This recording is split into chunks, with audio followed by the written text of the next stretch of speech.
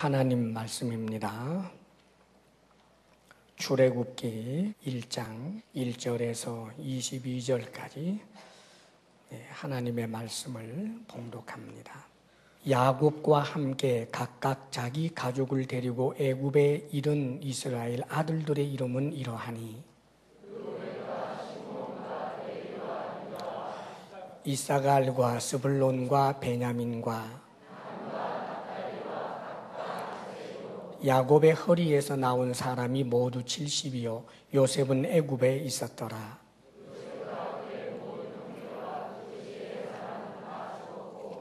이스라엘 자손은 생육하고 불어나 번성하고 매우 강하여 온 땅에 가득하게 되었더라. 그가 그 백성에게 이르되 이 백성 이스라엘 자손이 우리보다 많고 강하도다.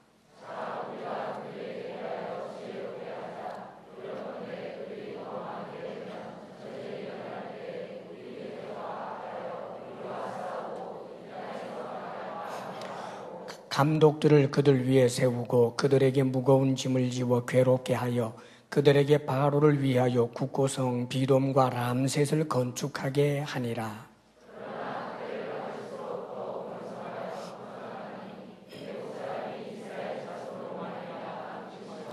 이스라엘 자손에게 일을 엄하게 시켜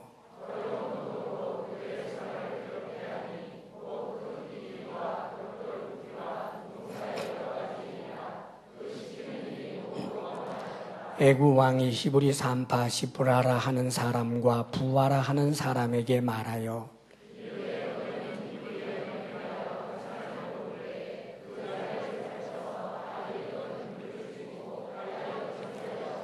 그러나 산파들이 하나님을 두려워하여 애굽 왕의 명령을 어기고 남자 아기들을 살린지라.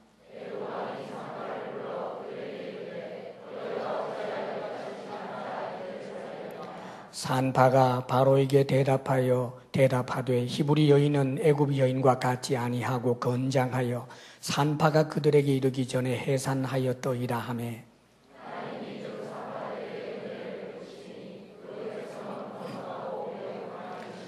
그 산파들은 하나님을 경외하였으므로 하나님이 그들의 집안을 흥왕하게 하신지라.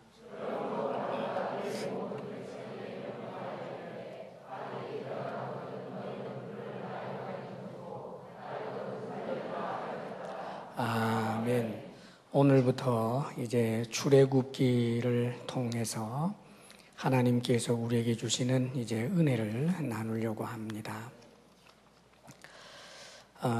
이 출애굽기는 별명이 구약의 십자가 사건 이렇게 부릅니다. 구약의 십자가 사건. 출애굽기는 하나님의 백성들에게 하나님의 위대한 구원을 참으로 생생하게 보여주는 그런 책이지요. 그래서 이제 이 하나님께서 어떻게 이스라엘 백성들을 구원하여 내시는지, 하나님의 백성을 삼으시는지 그 모습을 아주 장엄하게 보여줍니다. 이스라엘 백성들이 나중에 그 가나안에서 생활을 하게 될 때 이들이 이 그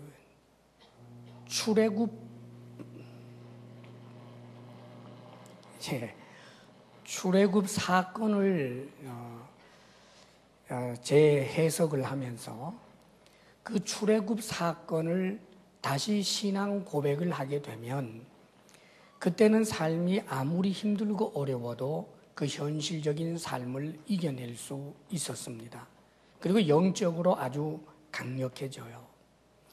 그런데 우상 숭배에 빠진다든지 또 세상의 풍요에 취해서 이 출애굽 사건에 대한 신앙 고백이 흐릿해지거나 출애굽 사건에 대한 그 의미가 잊혀지게 될 때 그들은 반드시 연약해집니다. 그래서 이스라엘 백성들의 영적인 부흥은 반드시 이 출애굽 사건에 대한 신앙 고백하고 연결이 되게 되어 있습니다. 이것은 오늘날 우리들의 신앙도 마찬가지예요. 우리들도 예수 그리스도의 십자가 사건, 그 십자가 사건을 현재 내가 참으로 생생하게 지금 응답하고 지금 신앙 고백하게 될 때는 삶의 현실이 아무리 어려워도 능히 극복할 수 있습니다. 세상을 이기는 힘은 십자가 사건을 통해 나타난 하나님의 사랑, 하나님의 은혜를 내가 전적으로 전인격적으로 받아들이고 응답할 때 새 힘이 나오는 법이기 때문입니다. 신앙생활의 위기라고 하는 것은 이 십자가 사건에 담겨 있는 하나님의 은혜를 은혜로 여기지 않게 되게 될 때 우리는 지금 현실적인 삶에서 영적으로 굉장히 나약해지는 것입니다. 그러므로 성숙이라고 하는 것은 새로운 무엇인가를 깨닫는다기보다 예수님의 그 십자가 사건을 현실적으로 내가 생생하게 지금 응답하고 신앙 고백하게 되는 것이 그게 일종의 성숙이 되는 것입니다. 이제 이 출애굽 사건은 우리가 계속해서 살펴보면서 우리에게 주시는 하나님의 십자가 구속의 은혜를 더욱더 깊이 경험할 수 있는 그런 기회들이 되기를 바랍니다. 예, 오늘 말씀 보게 되면 특별히 5절에서부터 7절까지를 먼저 한번 읽어보겠습니다. 시작. 야곱의 허리에서 나온 사람이 모두 70이요 요셉은 애굽에 있었더라. 요셉과 그의 모든 형제와 그 시대의 사람은 다 죽었고 이스라엘 자손은 생육하고 불어나 번성하고 매우 강하여 온 땅에 가득하게 되었더라. 야곱의 이제 가족, 이스라엘의 가족이 가나안 땅에서 애굽으로 이주를 하게 될 때 한 70명 정도였습니다. 12아들, 그리고 그 12아들이 다 장가 가서 아들, 딸을 낳았으니까 그렇게 해서 이제 가족을 이루는데 큰 대가족이죠. 그 대가족이 이 애굽 땅에 도착을 하게 되었을 때 그때 숫자가 한 70명 정도. 그리고 나서 오늘 말씀 7절에 보게 되면 이스라엘 자손은 생육하고 불어나 번성하고 매우 강하여 온 땅에 가득하게 되었더라. 애굽 땅에서 이스라엘 그 백성들이 아주 기하급수적으로 그 수가 늘어난 거예요. 한 400년 정도를 지나면서 출애굽을 하게 될 때 성경에 보면 이스라엘 백성들이 20살 이상의 장정, 남자만 60만 명이라고 그래요. 자, 그러면 20살 이상의 남자만 60만 명이면 그 남자의 아내들 그리고 어린이들을 포함하면 얼마나 될 것 같아요? 뭐 300만일 수도 있고 400만일 수도 있어요. 그러나 가장 적은 수를 잡는다고 해도 200만 명은 넘는다는 말이지요. 자, 한 70명 정도 되는 그런 이제 대가족이 400년 정도 흐르면서 200만, 300만 엄청난 숫자로 그렇게 하나의 민족을 이루게 된 것입니다. 그 아주 옛날에 200만 명 정도 이상이 된다라고 하면 꽤 큰 민족이라고 할 수 있습니다.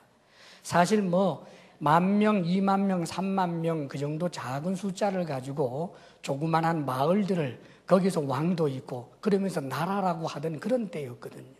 그런데 한 민족이 200만 명이 넘는다라고 하면 이거는 그 당시에 어마어마하게 큰 민족이 된 거예요.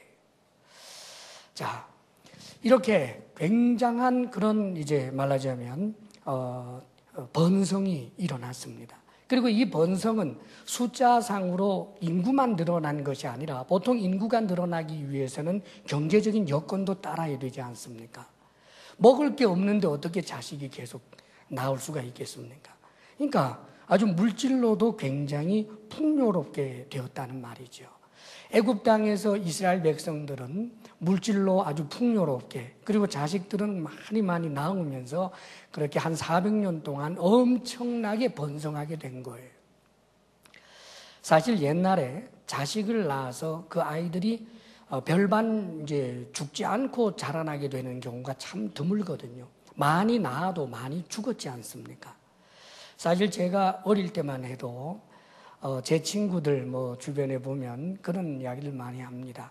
저야 이제 누님 셋에 제가 이제 외동아들이었습니다만은 제 주변의 친구들 이렇게 좀 보면 뭐 7형제, 뭐 또 9남매, 어떤 경우에는 12남매, 그러면서 더 가관인 것은 그 중에 6은 어릴 때 죽었대요. 뭐 그러면 도대체 몇 명을 낳았던 거예요. 자, 그런 이제 때가 뭐 불과 우리나라만 해도 이제 수십 년 그 전인데 낳기는 낳았어도 많이 죽었잖아요. 근데 아마 하나님께서 이스라엘 백성들에게 은혜를 주셔서 이제 임신하여서 이제 아기를 낳고 그러면은 또 돌아서서 또 임신이 되고 그러면 또 태어난 아이가 안 죽고 쑥쑥쑥쑥 자라나고 막 이런 일이 한 400년 동안 막 계속해서 된 거예요. 그래가지고 엄청나게 이렇게 많은 수가 일어난 거죠. 자, 근데 이것은 우연히 뭐 저절로 어쩌다 보니까 되는 것이 아니라 이 배후에는 누구의 역사가 있었습니까? 하나님입니다. 왜냐하면 하나님의 약속이 있었거든요. 하나님께서는 이스라엘 백성들에게 그 조상, 족장들에게 하신 약속이 있었습니다. 아브라함에게 먼저 약속하셨죠. 그리고 그 약속을 아브라함의 아들 이삭에게, 야곱에게 약속을 하십니다. 그 약속이 무엇이었느냐 하면 크게 보면 두 가지예요. 하나는 내가 너의 씨로 말미암아 큰 민족을 이루게 하겠다. 그리고 또 한 가지는 가나안 땅을 너희 나라로 주겠다. 한 이 두 가지 약속입니다.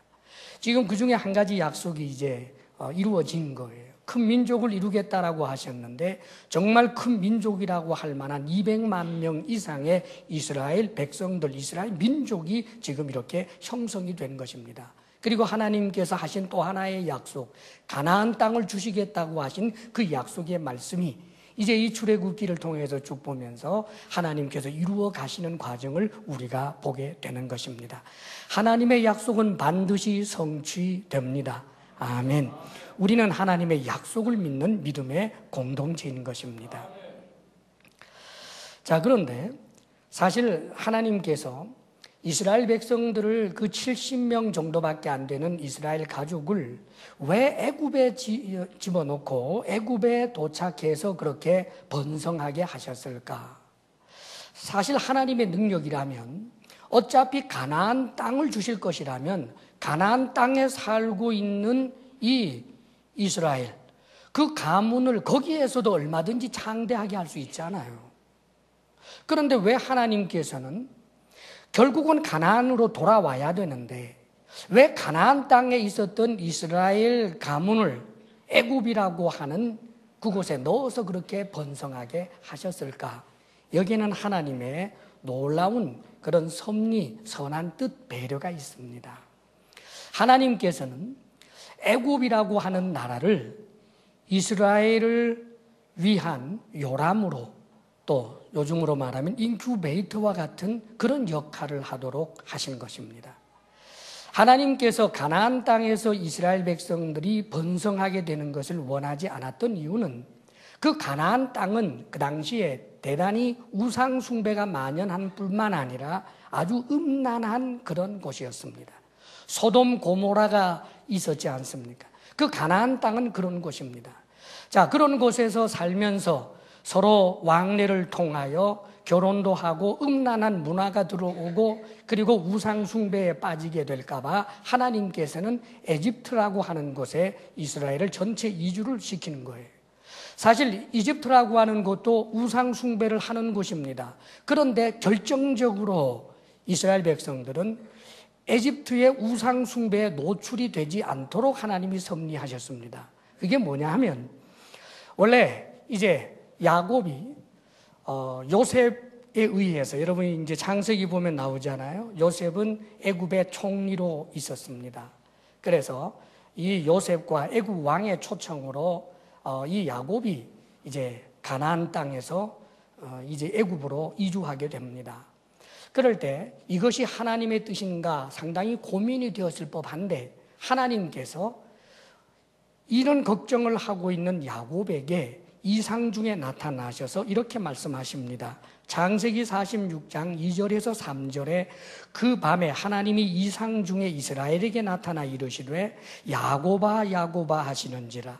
야곱이 이르되 내가 여기 있나이다 하매 하나님이 이르시되 나는 하나님이라 네 아버지의 하나님이니 애굽으로 내려가기를 두려워하지 말라. 내가 거기서 큰 민족을 이루게 하리라. 내가 너와 함께 애굽으로 내려가겠고 반드시 너를 인도하여 다시 올라올 것이며 요셉이 그의 손으로 내 눈을 감기리라. 자, 이 말씀을 들은 거예요.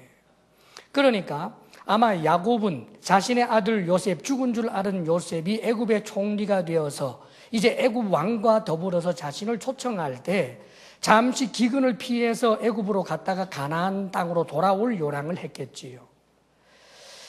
그런데 하나님께서 말씀하시기를 이제 애굽으로 가는 걸 두려워하지 말아라. 네가 애굽으로 갈 때 함께 할 것이고 그리고 너의 후손 큰 민족을 그곳에서 이루게 할 것이다. 그리고 요셉이 네가 죽었을 때 네 눈을 감겨주게 될 것이고 다시 이 가나안 땅으로 큰 민족을 이룬 너의 후손들이 돌아오게 될 것이다 라고 하는 하나님의 약속의 말씀을 들은 거예요. 얼마나 감격이 되었겠습니까? 그래서 이제 바로에게 가게 되죠. 애굽의 바로를 만나게 되는데 하나님께서 요셉에게 지혜를 주십니다. 요셉은 사실 선지자예요. 하나님의 뜻을 압니다. 하나님께서 주신 그 지혜를 가지고 요셉이 자기 아버지 야곱을 코치하는데 뭐라고 했느냐 하면 아버지 이제 바로 왕을 만나게 되면 너의 직업이 무엇이냐라고 할 때 목축을 한다고 말하십시오 하고 이야기를 해요. 사실 이스라엘 사람들은 목축도 하고 농사도 지었어요. 그래서 야곱의 아버지인 이삭은 농사를 해서 100배나 수확을 한 축복을 받은 적도 있잖아요. 목축도 하고 농사도 지었는데 농사 이야기는 쏙 빼고 목축업만 이야기하라는 거지요. 그래서 그대로 이야기를 했더니 그 당시 애굽 사람들은 이 농경 민족인데 농사를 좋아합니다. 이 나일강 그 범람으로 인하여 이제 농사를 짓는 그런 사람들인데 목축업에 대해서는 굉장히 천시할 뿐만 아니라 부정을 탄다고 생각하는 그런 미신이 있었어요. 목축을 하는 사람들하고는 교제를 하지 않고 관계를 하지 않아요. 자, 그러니까 애굽 사람들은 요셉을 사랑합니다. 자신의 나라를 살려준 사람이잖아요. 그렇지만 목축업을 한다라고 하는 요셉의 가족들을 이제 함께 교류하기를 원하지 않았던 거예요. 그러니까 왕이 고센이라고 하는 땅을 주는 거예요. 아직까지 도시가 세워져 있지 않은 저 외따로 있는 그러나 비옥한 땅, 양을 치기에 너무나 좋은 땅, 그 고센이라고 하는 땅을 주었어요. 그러니까 그 고센 땅에서 마음대로 목축업을 하고 혹은 또 텃밭도 가꾸고 농사도 지었다 그 말이죠. 그러면서 그곳에서 풍요하게 살면서 하나님의 은혜로 걷잡을 수 없이 그런 민족 대팽창이 일어나게 된 것입니다. 할렐루야. 그렇지요. 애굽은 분명히 우상 숭배의 땅이지만 애굽 사람들하고 교제 자체가 안 되는 거예요. 애굽 사람들이 싫어하는데 어떻게 할 거예요? 그뿐만이 아닙니다. 애굽이라고 하는 나라는 그 당시에 강대국입니다. 이제 애굽 사람들의 간섭이 없을 뿐만 아니라 외부에서도 쳐들어올 수가 없어요. 애굽이라고 하는 강대한 나라 그 울타리 속에 있으니까. 그래서 그 속에서 전쟁 없는 평화를 구가하면서 400년 동안 계속해서 자라가게 되는 거지요. 사실 가나안이라고 하는 땅은 교통의 요충지이기 때문에 거기는 끊임없는 전쟁의 땅이었습니다. 여러 그런 부족들이 있었고 또 외침들이 너무 있었기 때문에 가나안 땅은 항상 전쟁의 땅. 그래서 철이 가장 먼저 개발된 곳이 그 가나안에 있는 족속 히타이트 해족속에 의하여 말하자면 철기 문화가 시작이 됐단 말이에요. 자, 그러니까 얼마나 그곳은 전쟁이 심한 곳입니까? 만약에 거기에 갔으면 어떻게 될 뻔했어요? 하나님께서 70명밖에 안 되는 이스라엘 그 대가족을 200만 명이 넘는 엄청난 대민족으로 키우시기 위하여 멋진 요람을 준비하신 것입니다. 할렐루야. 그렇습니다, 여러분. 하나님께서는 눈에 보이지 않는 가운데 놀랍게 배후에서 역사하시는 좋으신 하나님이신 것입니다. 그리고 또 하나님께서 이스라엘 백성들을 저 애굽으로 가게 하신 또 한 가지 중요한 이유는 출애굽을 위해서입니다. 이제 나중에 이스라엘 백성들은 애굽에서부터 나오게 되지요. 그럴 때 그동안 들어왔던 이야기, 그것은 아버지, 그 아버지, 할아버지, 증조, 할아버지에게서부터 들어왔던 이야기, 그 200년 전 이야기, 300년 전 이야기, 아브라함에게 역사했던 하나님, 혹은 이삭에게 역사하고 야곱에게 역사했던 그 하나님 이야기는 세월이 지나면서 그것은 이야기, 전설이 되어버리고 말았습니다. 하나님 이야기는 우리 할아버지 이야기 속의 하나님이지 생생한 나의 하나님, 지금도 살아계신 하나님으로 경험하기는 어려웠습니다. 그런데 이제 출애굽 사건을 통해서 살아계시는 그 하나님을 어느 한두 사람의 주관적인 체험이 아니라 200만 명이 넘는 온 이스라엘 공동체가 민족적으로 경험하게 되는 대사건이 일어납니다. 그래서 지구상에 전혀 없었던 독특한 경험을 한 엄청난 민족이 형성이 되게 되는 것입니다. 할렐루야, 얼마나 놀랍습니까? 하나님께서 이런 뜻을 가지시고 이제 이스라엘 사람들로 하여금 애굽에 들어가서 자라게 하신 것입니다. 자, 그런데 이런 번성, 이런 번영이 계속된 것은 아니었습니다. 때가 있는 것입니다, 여러분.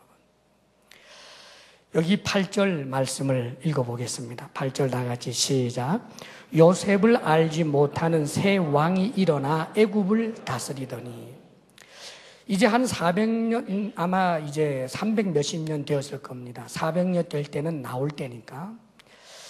이제 세월이 꽤 많이 흐르고 난 다음에 요셉을 알지 못하는 새 왕이 일어났다.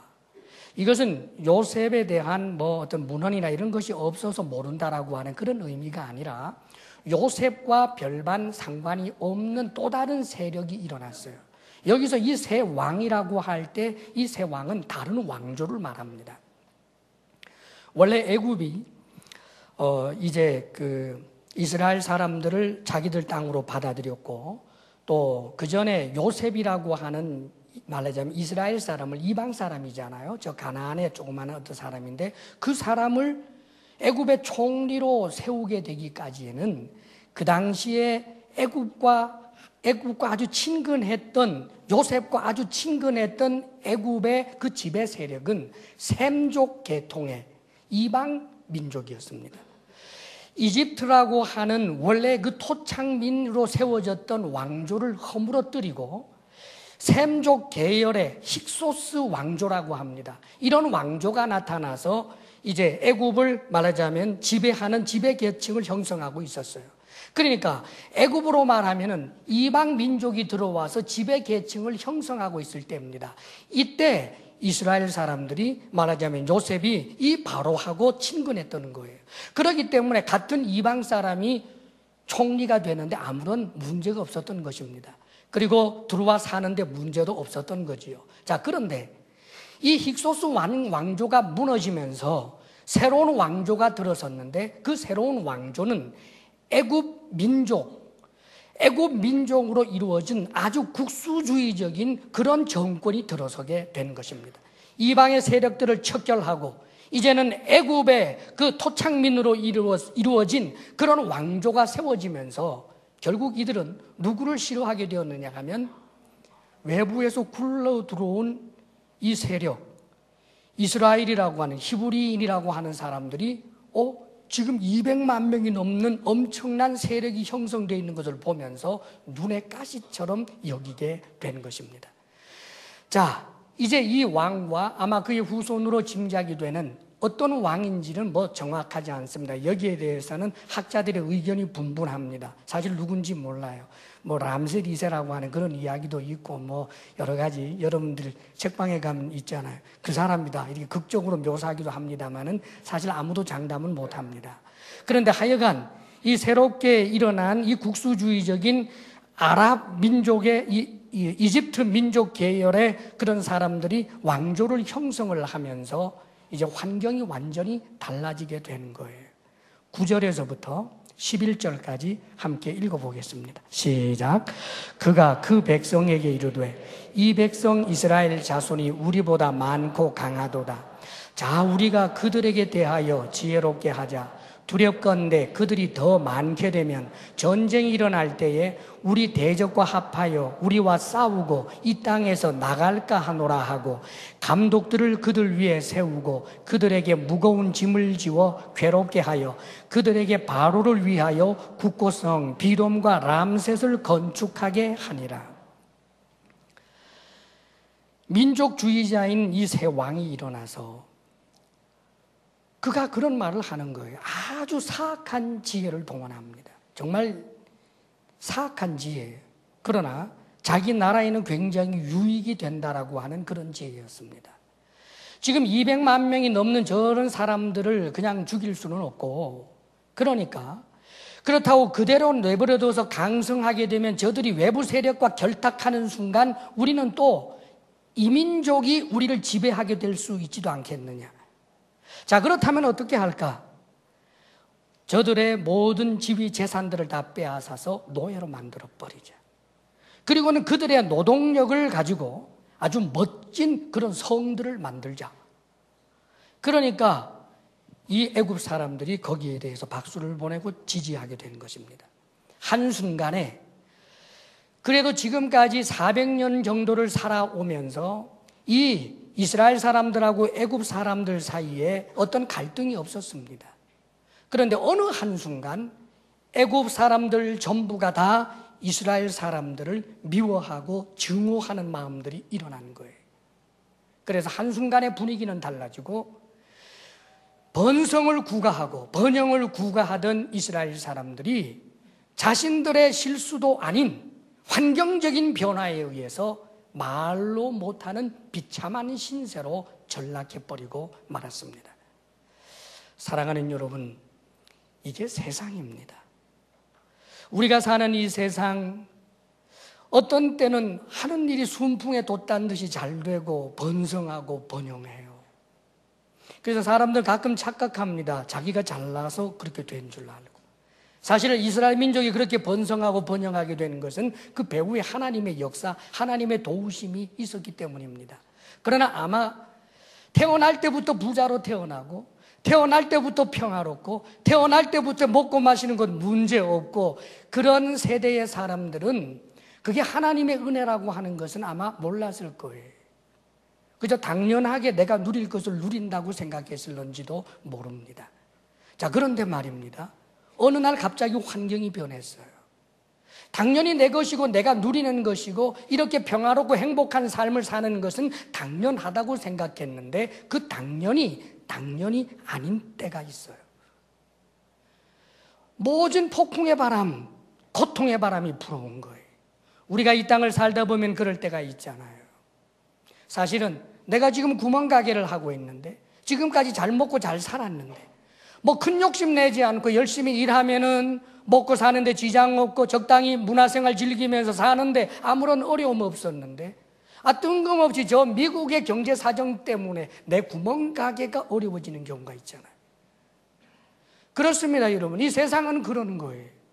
내 잘못은 아닌데 그런데도 불구하고 내가 고통의 바다에 빠져버릴 때가 있는 거예요.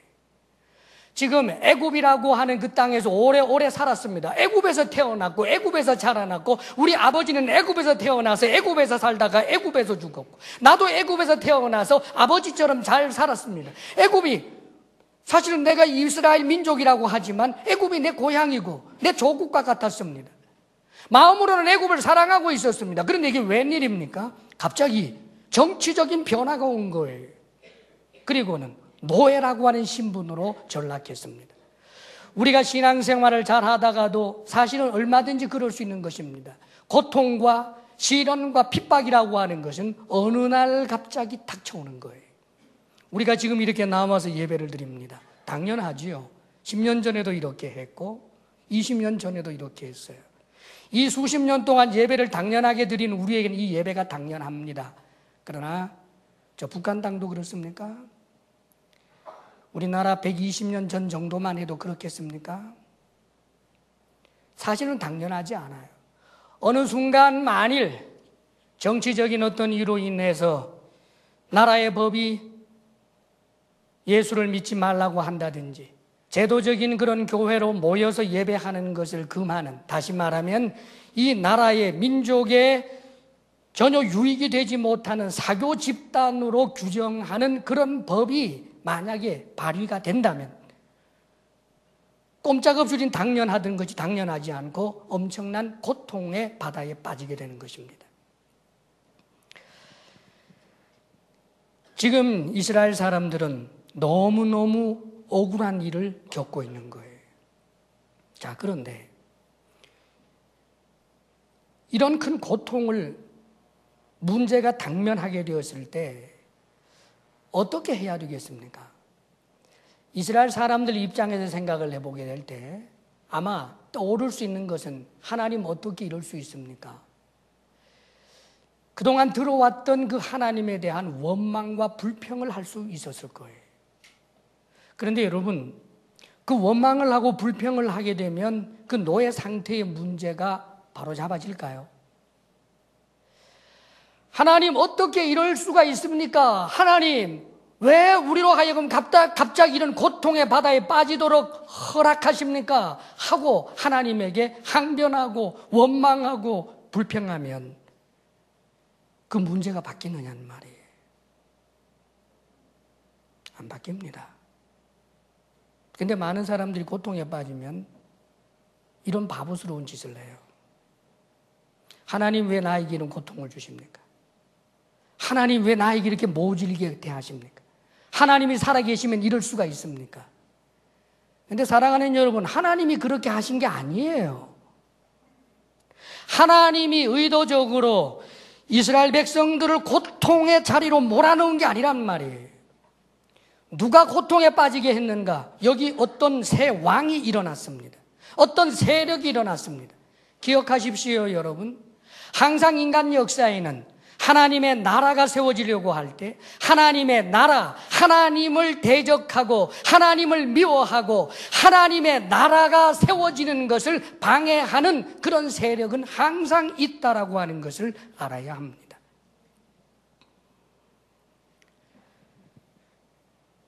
그렇기 때문에 고통이라고 하는 것은 엄격한 의미에서 하나님이 주는 것이 아니라 창세기를 통하여 우리가 이 말씀을 관통해서 보게 되면 그 배후에는 누가 있느냐 하면 악한 영이 있어요. 사탄입니다. 사탄과 악한 영이 있어서 그래서 이 충동질을 하는 거예요. 지금 이 바로라고 하는 이는 명시적으로 사탄을 알지도 못하고 사탄을 섬기는 자가 아니지요. 그런데 이 말하자면 자신은 모르지만 사탄에 의해서 지금 그가 하수인이 되어 있습니다. 그의 마음속에 갑자기 들이닥치는 그런 두려움. 저 이스라엘 민족이 우리를 배반하고 외부 세력과 결탁하게 되면 우리는 망한다. 이런 두려움. 이 두려움을 이야기하면서 그런 지지 세력들이 마치 요원의 불길처럼 확 번져가는 겁니다, 여러분. 하나님을 대적하는 문화라고 하는 것은 어느 시점이 되면 놀랍게로 그렇게 번성하고 그렇게 펼쳐져 나가는 거예요, 여러분. 그게 역사입니다, 여러분. 그래서 그 고통이라고 하는 것은 엄격한 의미에서 하나님이 주는 것이 아니라 하나님께서는 사단이 그런 역사를 일으킬 때 그 역사에 대하여 하나님께서 부분적으로 허용하는 일들이 있습니다. 다시 말하면 지금 이 바로를 통하여 사단이 흔들면서 그런 이스라엘 백성들을 괴롭히려고 하는 이런 정신들이 확장되게 나가게 될 때 하나님께서는 하나님의 능력으로 막을 수 있었습니다. 이스라엘 백성들에게 혐오감이 아니라 좋은 마음이 들도록 천군 천사와 성령을 동원해서 그렇게 할 수 있었습니다. 그런데 하나님께서 사탄이 지금 날뛰도록 내버려 둔 거예요. 사탄과 악한 영이 애굽 사람들 속에서 바로 속에서 역사하도록 그냥 내버려 뒀습니다. 방치했습니다. 허용했습니다. 하나님께서 허용했다라고 하는 것과 하나님께서 직접 고통을 주셨다라고 하는 것은 의미가 다릅니다, 여러분. 우리에게 고통을 주는 장본인, 우리에게 불행을 주는 장본인은 악한 영입니다. 그래서 예수님께서는 하나님과 악한 영에 대한 의도를 이렇게 구분해서 말씀하십니다. 도적이 온 것은 도적질하고 죽이고 멸망시키려는 것 뿐이요 내가 온 것은 양으로 생명을 얻게 하고 더 풍성히 얻게 하려는 것이라. 사랑하는 여러분, 내게 고난이 올 때 그 고난이 하나님께서 내게 주신 것이라고 하나님께 책임을 묻지 마시기를 바랍니다. 그것은 악한 영입니다. 인간 세상에 고통이 오게 된 것은 죄와 사탄으로 인하여 일어난 것입니다. 인간이 스스로 자초한 부분이 있고, 그리고 또 한 가지는 사탄에 의하여 인간이 불행하게 된 것입니다. 고통의 배후에는 누가 있는가? 사탄이 주는 거예요. 다만 하나님께서는 이 사탄이 어떤 경우에 뛰놀도록 역사하도록 부분적으로 허용을 하십니다. 자, 그렇다면 하나님께서는 충분히 막을 수 있는데도 왜 허용하셨습니까? 하나님께서 바로가 그런 생각이 들지 못하도록 막을 수 있었는데, 바로의 그런 생각이 애굽 전체에 퍼지지 못하도록 막을 수 있었는데, 그런 정책이 서지 못하도록 막을 수 있었는데 왜 하나님 막지 않았습니까? 왜 이런 고통이 일어나도록 내버려 두셨습니까? 여기에 우리의 신앙이 필요합니다.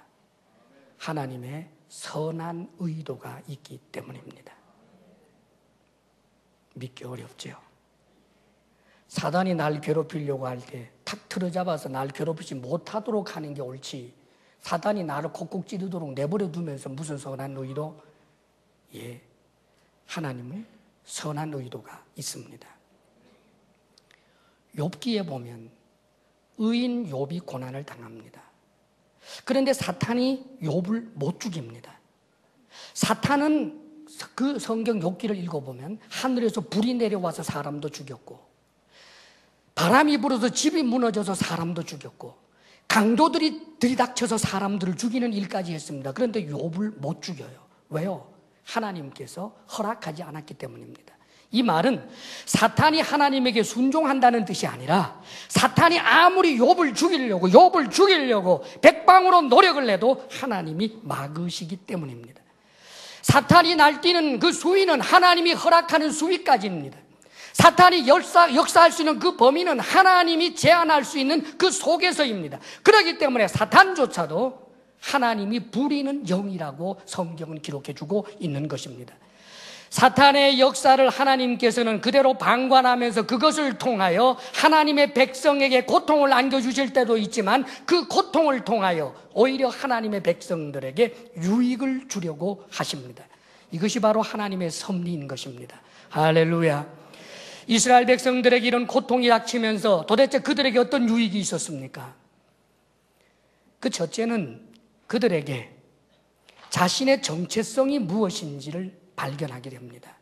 지금까지 애굽 속에서 살면서 나는 이스라엘 민족이야 했지만, 애굽과 자신들 사이에서 구별됨을 별로 그렇게 심각하게 느끼지 못했습니다. 그러나 어느 순간 이제 이들은 애굽 사람이 되고 싶어도 되지 못합니다.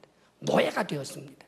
이스라엘 민족 전체가 노예가 되었습니다. 함께 고통을 당합니다. 함께 고통당하는 그들은 전설처럼 들었던 그 하나님을 부르짖습니다. 하나님 하면서 그렇게 부르짖습니다. 예, 한두 사람이 아니라 이스라엘 백성들 전부가 전설처럼 들었던 그 이야기, 그 하나님을 입으로 올리면서 하나님, 예, 그들은 한 백성, 하나님의 백성이라고 하는 자기 정체성을 그 고통 가운데서 발견하게 됩니다. 그뿐만 아니라 만일 이들이 고통을 당하지 않았다면 가나안 땅으로 가겠습니까? 삶의 방향과 목표, 새롭게 정립이 된 것입니다. 영적으로 가나안은 하나님 나라, 즉 천국을 말하고, 애굽은 세상을 말합니다. 지금 세상에 풍요가 넘칩니다. 너무너무 살기 좋습니다. 여기 아들 딸 낳고 너무너무 잘 삽니다. 행복합니다. 여기가 낙원입니다. 그런데 모세라고 하는 이가 와서 가나안으로 가자, 누가 나서겠습니까, 여러분? 그런데 엄청난 고통의 그 바다에서 이들은 자신들이 가야 할 삶의 방향, 목표를 알게 된 것입니다. 오늘날 수많은 그리스도인들이 고통을 통하여 하나님을 만나게 되고, 내가 하나님의 백성이라는 것을 자각하게 되고, 내가 무엇을 해야 할지, 무엇을 위해서 살아야 할지를 알게 되는 경우가 얼마나 많습니까? 물질이 풍요할 때 내 삶에 아무런 문제가 없을 때 모태신앙인이라고 할지라도 삶의 방향과 목표가 없는 경우가 많은 경우가 있습니다. 내가 풍요로울 때 하나님에 대해서는 전혀 관심도 없었습니다. 그런데 어느 순간 내게 닥친 그 눈물, 그 고통, 그 한숨의 그 자리에서 하나님을 만나게 되고 보다 더 고상하고 가치 있는 삶의 방향을 정립하게 되는 일들이 얼마나 많은 것입니까? 사랑하는 여러분, 우리 하나님은 선한 의도로 우리에게 때때로 고통을 주십니다. 그러나 그 고통은 하나님이 기획한 고통, 내가 견딜 수 있는 고통, 내가 주님을 의지하고 무릎 꿇음으로 하나님 앞에 나아가게 되면 반드시 이겨낼 수 있는 적절한 수위를 가지고 우리에게 오신다는 사실을 믿으시기를 바랍니다. 때때로 어떤 이들은 그럽니다. 하나님 나에게 안 그래도 고통 안 줘도 나 잘 믿을 수 있거든요. 하나님은 내가 나를 아는 것보다 더 잘 아십니다. 하나님은 실수가 없습니다. 내가 하나님 앞에 신앙 고백을 하는 것은 바로 이 차원이어야 하는 것입니다. 현재 현실이 고통입니다. 그 현실이 고통, 이 고통은 하나님도 몰랐던 돌발적인 상황이 아닙니다. 하나님이 알고 있는 고통이 내게 안겨져 있다면 나를 사랑하시는 그 하나님이 그 고통에 대하여 나쁜 의도가 있겠습니까? 하나님의 선한 의도를 믿으시기를 바랍니다. 이것이 신앙입니다. 그 믿음으로 나아가게 되면 그러면 우리에게 그 고통은 유익이 되고 그것은 우리에게 면류관이 되고 진정한 행복이 되는 것입니다. 여기 오늘 말씀 가운데 6절에 이런 말씀이 있습니다. 요셉과 그의 모든 형제와 그 시대의 사람은 다 죽었고, 요셉 총리 대신한 사람입니다. 요셉 너무너무 부자로 살았던 사람입니다.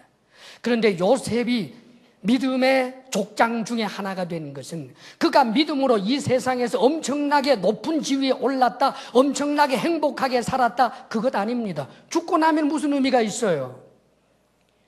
요셉이 진정으로 크게 복되다라고 하는 것은 그가 지금 죽었지만 여전히 하나님 안에서 저 영원한 천국에서 하나님이 주시는 영생 복락에 함께 있는 믿음의 사람이기 때문인 것입니다. 우리의 목표는 땅의 보화가 아닙니다. 그것은 지나가 버리고 마는 것입니다. 만일 우리에게 번성을 주고 번영을 줄 때 하나님 앞에 감사하십시오. 이것이 내 능력과 내 힘으로 된 것이 아니라 하나님께서 내게 주신 것인 줄 알고 감사하며 그것을 선하게 사용할 줄 아는 그런 사람들이 되시기를 바랍니다. 지기가 되었든지 재물이 되었든지 시간이 되었든지 건강이든지 나에게 풍성하게 할 때 하나님의 은혜인 줄 알고 감사함으로 써야 할 것입니다. 그러나 고통이 온다면 그 고통은 하나님이 이제 나를 미워하기 때문에 나를 그렇게 벼랑 끝에 내모는 것이라고 생각하지 마십시오. 하나님을 향한 원망의 이유들은 1000가지 만가지도 찾아낼 수 있습니다. 하나님을 향한 원망의 조목들을 찾아내는 그 순간 여러분들은 그 고통의 바다에서 절대로 빠져나오지 못합니다. 원망의 조건을 찾아내는 것이 아니라 하나님 나는 다 이해하지 못합니다. 그러나 하나님이 내게 이런 고통을 주시는 것은 선한 의도가 있음을 제가 믿나이다. 이 믿음을 붙들 수 있게 되기를 바랍니다. 여기 귀한 신앙의 모델이 나와 있습니다. 십부라라고 하는 산파, 부와라라고 하는 산파입니다. 지금 이들도 히브리 사람입니다. 이들도 노예가 되었습니다. 자, 그런데 산파인데 아마 산파들 중에 대표격 되는 사람들이었겠지요. 아이를 낳는 여인들이 아마 이스라엘 사람들 가운데 수십만은 될 텐데 아마 산파들이 꽤 되지 않겠습니까? 그 중에 대표격 되는 이 십부라 부하를 애국 왕이 불렀습니다. 그리고 은밀한 사명을 줍니다. 너희들이 히브리 여인들이 아기를 낳을 때 아기를 받으면 남자아이는 죽여라. 살짝이 죽이라는 거예요. 예, 그것을 마음만 먹으면 쉽습니다. 고통 중에서 아기 낳는 산모가 모르게 살짝 죽이는 게 뭐가 그렇게 힘들겠어요. 지금 노예 상태에 있는데 노예 상태로 있는 그에게 애굽의 모든 권력을 쥐고 있는 사람, 자신의 집안을 부흥시킬 수 있는 사람, 자신에게 새로운 높은 수준의 삶의 질을 줄 수 있는 왕이 그런 은밀한 명령을 합니다. 그런데 놀랍게도 이 산파들이 하나님을 두려워해서 애굽 왕의 명령을 어기고 남자 아기들을 살린지라 목숨을 건 거지요. 놀라운 일입니다. 아마 죽음을 각오했을 것입니다. 이제 왕이 대노해서 불렀습니다. 어찌하여 너희들이 살렸느냐? 그런데 여러분 재미있지 않아요? 이 산파들이 뭐라고 변명했는지 아세요? 19절에 이렇게 말하잖아요. 산파가 바로에게 대답하되 히브리 여인은 애굽 여인과 같지 아니하고 건장하여 산파가 그들에게 이르기 전에 해산하였더이다. 여러분 이게 말이 된다고 생각하세요? 한두 번은 그럴 수 있겠지. 그런데 모든 히브리 여인이 그랬다라고 말도 안 되는 소리를 하면 그걸 변명이라고 들어주겠습니까? 그런데 바로가 그거 듣고 그냥 넘어갔어요. 그렇게 지혜로운 사악한 지혜가 가득한 바로가 이 말도 안 되는 변명을 듣고 그냥 넘어갑니다. 왜요? 하나님의 개입입니다, 여러분. 하나님이 허락하지 아니하면 참새 한 마리도 땅에 안 떨어집니다. 물론 이 산파들은 하나님이 도우셔서 자신들을 반드시 살려줄 거다라고 철석같이 그렇게 믿었던 것은 아닐 것입니다. 하나님을 두려워해서 죽으면 죽으리다 했을 것입니다. 그런데 놀랍게도 죽을 줄 알았는데 안 죽어요. 그뿐만 아니라 오히려 이 산파들의 집안이 점점 흥왕하게 되는 놀라운 일들이 일어났습니다. 사랑하는 여러분, 때때로 우리 그리스도인들이 이 땅에 살면서 삶의 방식을 너무 복잡하게 가질 때가 있습니다. 여기 지금 이 산파들은 출애굽기 전체를 흐르고 있는 중요한 하나님을 향한 우리 신앙인들이 어떤 태도를 가져야 할 것인가를 보여주는 것입니다. 하나님은 주권자이십니다. 하나님은 섭리하시는 분이십니다. 그분이 주님이십니다. 우리가 이 세상을 살아내는 방법은 복잡한 것이 아니고 여러 가지 경우의 수를 끌어들여서 이럴 때는 이렇게 하고 저럴 때는 저렇게 하고 그게 아니라 단순해야 합니다. 하나님을 두려워할 줄 알고 하나님을 사랑하고 하나님의 말씀을 따라서 순종하며 살아가는 그 단순함이 온 민족이 지금 노예 상태에 처절한 상태에 놓여 있어도 놀랍게도 구별된 삶을 살 수 있는 그런 길을 하나님께서 열어주셨던 것입니다. 사랑하는 여러분, 하나님 앞에 이 산파들과 같은 이런 믿음을 가질 수 있기를 바랍니다. 우리의 삶의 자리에 아무리 큰 고통이 와도 하나님의 선한 의도를 믿고 하나님을 신뢰하시고 하나님을 주목하시고 하나님만을 두려워하며 하나님만을 사랑하는 이들이 될 수 있기를 바랍니다. 승리하시기를 주의 이름으로 축복합니다. 기도하겠습니다. 주님 앞에 이 시간 결단하며 기도합니다. 이 땅의 삶이 잘 될 때도 있고 잘 안 될 때도 있습니다. 그러나 이 모든 것에 우연은 없습니다. 세상 사람들은 운을 이야기하고 우연을 말하지만 그러나 우리는 하나님을 믿습니다. 잘 되었다면 하나님의 은혜입니다. 감사하며 선한 일에 힘써야 할 것입니다. 어렵게 되었다면 사탄이 역사하는 것이지만 그러나 하나님께서 허락하셔서 오히려 우리들에게 유익을 주려고 하시는 의도인 것입니다. 하나님을 믿으시기를 바랍니다. 하나님을 향한 믿음으로 우리의 삶이 아무리 힘들고 어려워도 하나님을 주목하고 하나님을 두려워하며 하나님을 사랑하는 우리들이 되게 하여 달라고 이 시간 결단하며 기도하겠습니다. 우리들의 아버지 하나님, 우리를 사랑하시는 아버지이신 하나님은 우리를 사랑하실 뿐 아니라 전능하신 하나님이십니다. 하나님이 주권자이십니다. 우리의 삶에 일어나는 그 어느 것도 아버지 하나님께서도 알지 못하는 일이 없는 것을 우리가 믿나이다. 오 주여, 우리에게 믿음을 주옵소서. 좋은 일을 하나님께서 주신 것인 줄 알고 감사하게 하소서. 힘들고 어려운 일, 이 고통을 통하여 하나님께서 또다시 준비한 아름다운 선물이 있는 줄 믿고 좋으신 하나님을 어떤 경우에도 끝까지 신뢰하며 인정하며 하나님의 말씀을 믿고 따르게 하여 주옵소서. 사랑하시는 아버지 하나님, 주의 사랑하는 백성들에게 이제 이 시대를 하나님께서 기뻐하시는 뜻을 따라 살아갈 수 있는 믿음과 용기를 주시기를 원합니다. 아버지 하나님, 우리에게 고통이 있다 할지라도 이제 하나님께서 주실 선물을 생각하며 우리의 입술을 스스로 제어하여 우리 자신을 원망과 불평으로 몰아넣지 않게 하여 주옵소서. 주의 사랑하는 주의 백성들이 수고한 땀의 열매로 하나님 앞에 예물을 올려드립니다.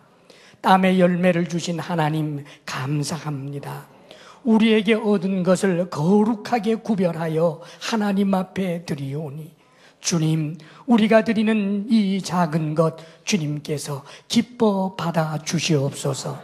사랑하는 성도들이 오직 하나님께로만 받기로 결심하게 하시며 불의의 재물에 마음 두지 않게 하여 주옵소서. 우리 성도들에게 건강의 복을 주옵소서. 부부사랑 돈독하게 하여 주옵소서.